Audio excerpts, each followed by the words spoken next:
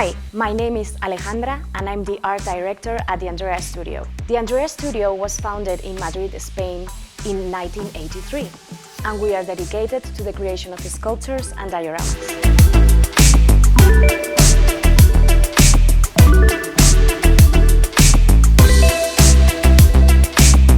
Our artworks are very appreciated among collectors, and we have collaborated with museums and artists all over the world.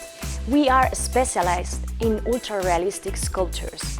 That's why many well-known licenses have trusted our studio to create their prototypes of their characters for comics, movies, you name it.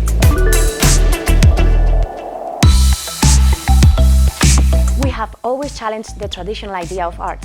That's why, since the very beginning of the 3D technology, we incorporated it to our studio and developed a unique technique mixing traditional sculpting with the new technologies.